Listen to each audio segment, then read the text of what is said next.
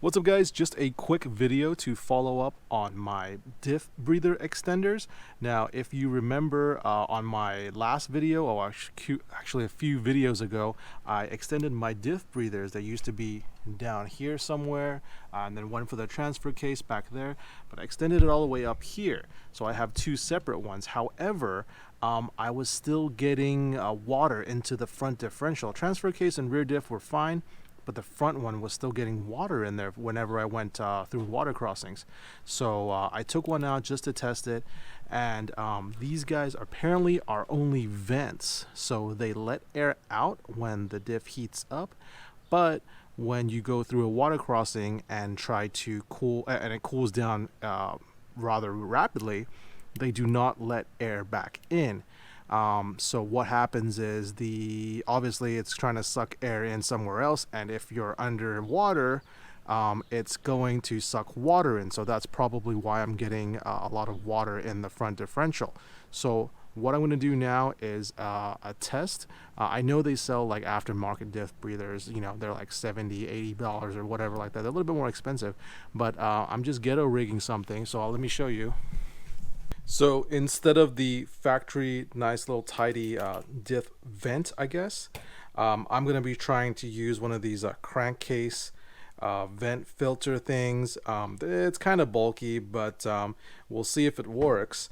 And then the adapter I got was one from Home Depot. I'm sure they sell it online on Amazon too, but I'll have a link in the description down below for both of these guys.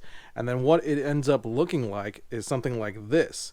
So you have your breather up top, it goes into the adapter, and then goes into the hose to the differential or the transfer case or whatever.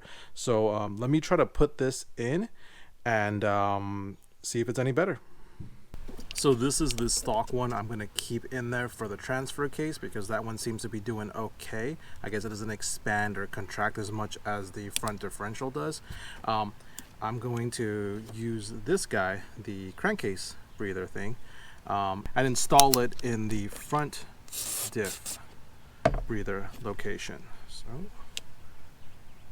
the part goes in there. It's kind of big, but I think I'll tuck it away somewhere down here where it won't get any water in there, and change the oil and see how it works.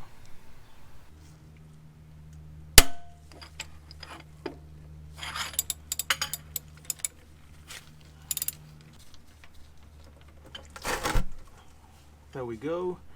The fluid is actually not too bad this time, but didn't really go over too many water crossings. But let's put new fluid in there. That way we can tell if the diff breather works or not. So this is where I ended up putting my homemade little diff breather. It's behind the engine harness right here, just zip tied. It shouldn't get any water in here, so it should be okay.